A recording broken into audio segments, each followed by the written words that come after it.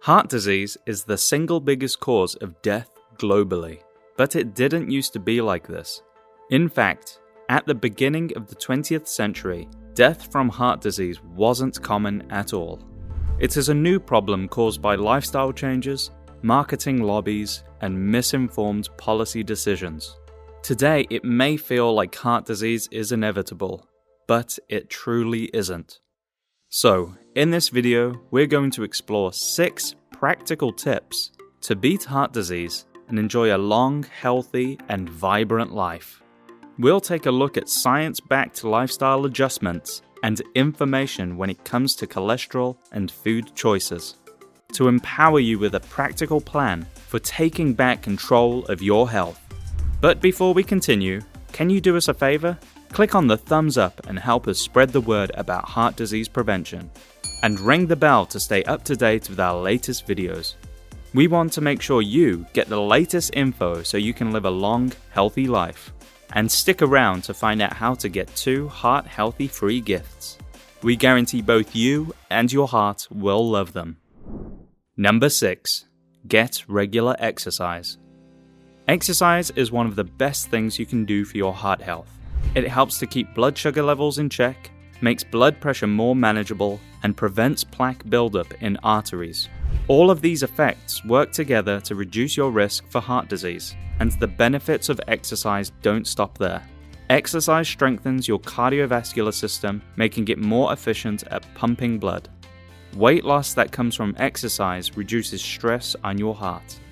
If you're overweight, especially if you have visceral fat around the abdomen, that becomes a factory of chemicals in itself. This causes inflammation throughout the body, injures the liver, and damages blood cholesterol, which ultimately leads to problems with the arteries and heart. Physical activity supports and restores many interconnected systems in the body, from the muscles to the immune system, digestion, blood, and hormone production. So how much exercise do you need to reap these benefits? Walking 30 minutes a day can make a big difference, and studies have found that walking after meals is particularly beneficial, reducing blood glucose levels by 12% compared to people who walked at other times of the day. The type of exercise to aim for really depends on your current state of health. If you already have a heart condition, you don't want to jump into an overly strenuous exercise regime. The key is to work within your current abilities and build up to more intense exercise if your doctor gives you the green light. Research from the Harvard School of Public Health found that people who live with sedentary lifestyles have nearly twice the risk of cardiovascular heart disease compared to those who exercise regularly. The same Harvard study found that men who trained with weights for 30 minutes or more per week had a 23% risk reduction of coronary heart disease compared to those who didn't. Moderate intensity weight training and higher intensity cardio are associated with lower heart disease risk.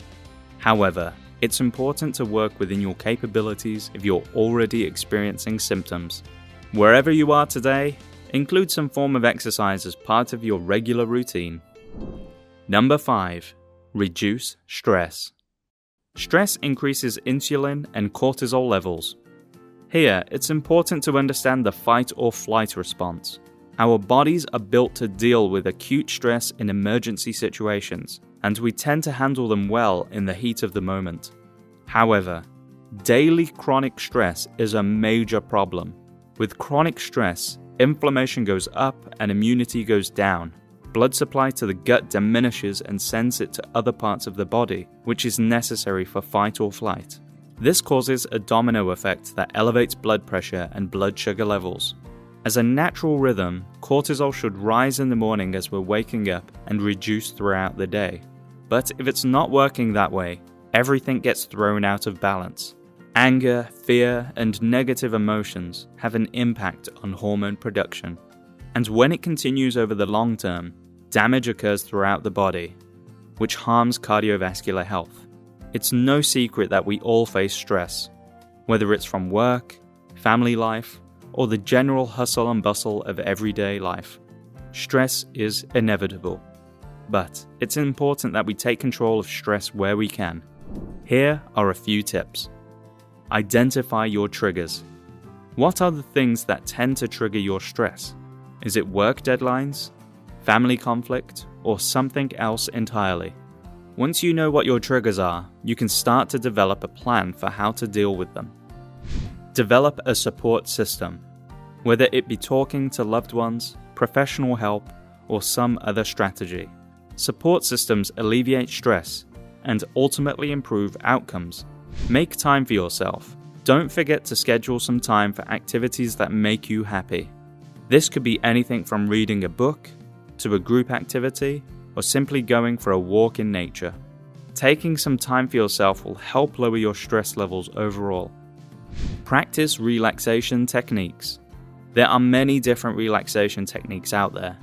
Yoga, meditation, and breathing exercises are good ones.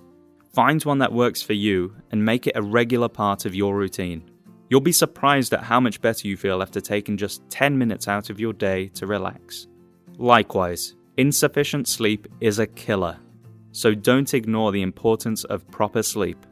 Studies show that insufficient sleep leads to high blood pressure, atherosclerosis, stroke, and heart attack.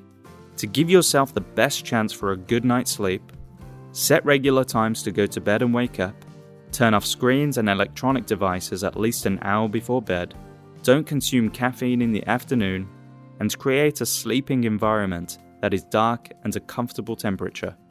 A bedtime routine is a great way to make this easy. Finishing off the day by writing a journal or plan for tomorrow, gentle stretching, and reading a book or listening to relaxing music.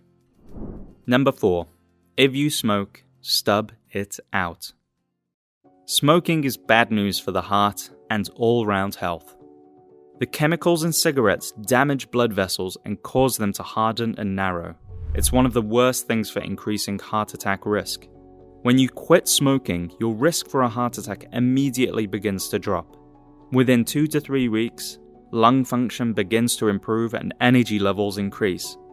Quitting smoking has many immediate as well as long-term benefits, including reduced risk of heart attack, improved lung function, reduced stress, better sense of taste and smell, and more money in your pocket.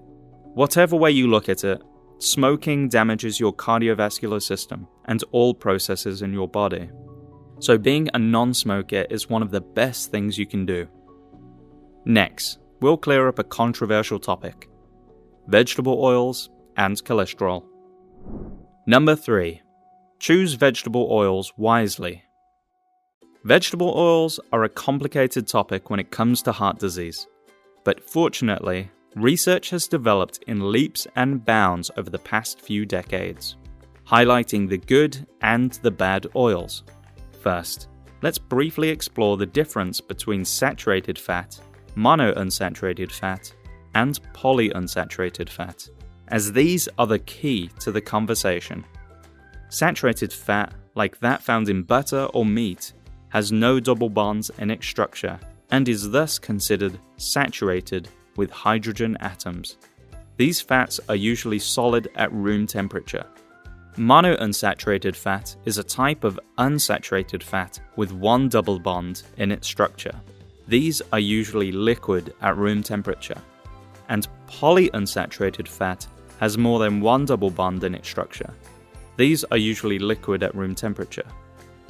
Now, polyunsaturated fat vegetable oils such as canola and soybean oil are unstable, meaning they can easily become rancid. As they're pressed into oil and put on a supermarket shelf, light, heat, and oxygen exposure cause them to oxidize and go rancid because they are so unstable. This essentially makes them toxic for the body. When you eat these rancid oils, they damage cholesterol and wreak havoc inside your blood vessels. So it's best to stay away from polyunsaturated fat-based vegetable oils like corn oil, cottonseed oil, safflower oil, soybean oil, and canola oil. These oils are often used in salad dressings, margarine, and store-bought muesli bars, cookies, and crackers, so be aware of these oils. On the other hand, coconut oil and olive oil are less likely to become toxic. Coconut oil is up to 90% saturated fat, which is much more stable, and as a result is less susceptible to going rancid. It also contains lauric acid, which is known to protect against harmful bacteria. Now, coconut oil is controversial. That's because it can increase total cholesterol levels, and outdated science used to tell us that cholesterol equals bad. Well, that idea has been debunked. What scientists know today is that it's not about the levels of cholesterol in the blood, but the quality of that cholesterol. Oxidized cholesterol damages arteries and leads to blocked arteries, and this oxidation is caused by things like toxic food, stress, and lifestyle factors. Yes, eating saturated fat can raise overall cholesterol levels, but the key thing to focus on is whether that cholesterol is healthy or oxidized. You need cholesterol to function. The brain is the most cholesterol-rich organ in the body, and low cholesterol is linked to increased Alzheimer's disease, Parkinson's disease, and other neurodegenerative disorders. Cholesterol is vital to hundreds of functions in the body, but it's the health of the cholesterol that matters. So, while coconut may increase both LDL and HDL cholesterol, that's not necessarily a bad thing, because oxidization is what matters, and studies show that coconut oil protects against oxidization. A 2017 study published in the journal Prostaglandins, Leukotrienes, and Essential Fatty Acids reported that the unique bioactive compounds found in coconut oil have been shown to have anti-diabetic, lipid-lowering, and anti-cancer activities. Other studies have shown that coconut oil has anti-inflammatory benefits, improves blood lipid profiles, and is rich in powerful antioxidants, all of which promote healthy cholesterol and heart function. What's more, coconut oil has a high smoke point, making it a good option for cooking at higher temperatures without carcinogenic byproducts. Finally, olive oil. It's the secret sauce of the Mediterranean diet. It's made of 70% monounsaturated fat, which is far more stable than polyunsaturated fat. The monounsaturated fat in olive oil is called oleic acid, and studies have shown that oleic acid offers many benefits for heart health. The famous Predemed study trialed the benefits of olive oil over 5 years. One group of people were instructed to eat 4 tablespoons of olive oil per day, and the other group didn't. What the study revealed is that people who ate olive oil had a 30% reduced risk of cardiovascular disease and stroke. Other studies have similarly found significant benefits of olive oil for heart health, diabetes, skin health, and arthritis, as well as brain-related health, such as protecting against Alzheimer's disease. Beyond healthy fat, olive oil is rich in vitamins and antioxidants, which protect cholesterol from oxidization and in turn reducing the risk of plaque buildup in the arteries. Recent studies found that olive oil consumption reduces blood pressure, improves the lining of blood vessels, and may prevent excess blood clotting. So, to summarize, stay away from polyunsaturated fat-based vegetable oils and stick to saturated and monounsaturated options like olive oil and coconut oil. Number 2. Reduce processed foods and carbs.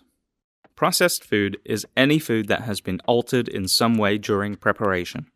This can include adding or removing ingredients, cooking, canning, and packaging. While some processing can improve the safety and quality of food, such as pasteurization of milk that kills harmful bacteria, most processed foods cause problems, many of which include added salt, sugar, and chemical additives. Diets high in processed foods are linked to an increased risk of obesity and chronic diseases such as heart disease, stroke, and diabetes. Beyond the obvious foods like potato chips and fast food, common everyday examples include bread and fruit juice, foods that people often think are good for them but in fact wreak havoc in the body. For example, wholemeal bread is touted as a healthy food, but in fact there's not much difference between whole grain bread and white bread. It is all processed. It's all had the fiber broken down, and it's all going to turn into sugar very quickly once it's hit your stomach. And in the case of whole grain bread, the enzyme amylase in our saliva and stomach is extremely effective at breaking down processed wheat into glucose, which damages cholesterol and contributes to heart problems over time. And in the case of fruit juice, well, that's essentially drinking sugar, as the fiber has been completely removed in the juicing process, meaning that the sugar is rapidly absorbed into the blood, spiking blood sugar and triggering a process known as glycation, the process in which sugar molecules coat protein or lipid molecules and damage the function of blood vessels. These are just a few examples to show how processed foods become frankenfoods and damage vital processes in the body. Which brings us to number 1. But first, don't forget to check out the free book, The Surprising Truth About Fat and Cholesterol, plus the first episode of the untold story of heart disease, something that everyone concerned about heart health should watch. Click the link in the description below to claim these free gifts. Okay, number 1. Eat more whole foods. Whole foods are unrefined and unprocessed.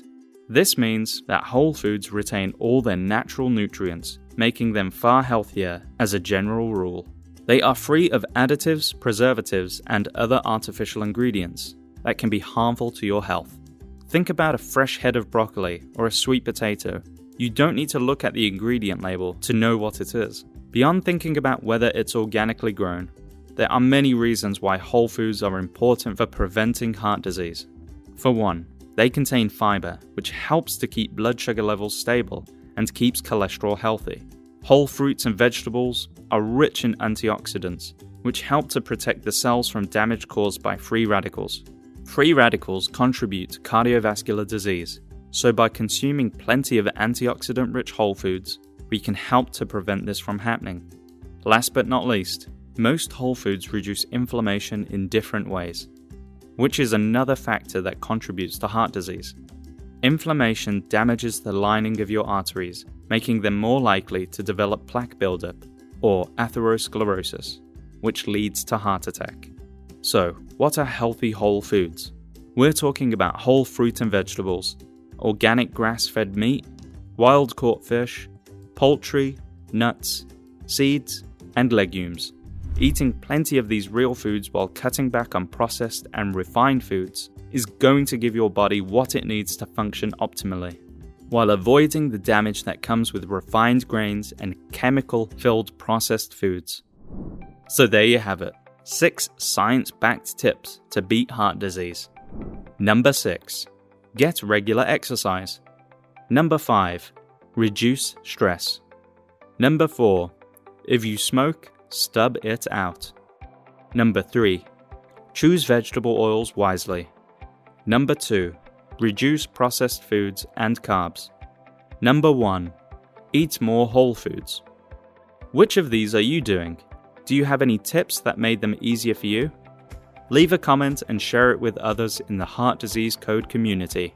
And remember to get your 2 free gifts: The Surprising Truth About Fat and Cholesterol, and the first episode of the untold story of heart disease. Just click the link in the description below to get them. And remember to like this video and click the subscribe button so that you can stay up to date as we release new videos. Thank you so much for watching. We hope you have a happy and heart-healthy day.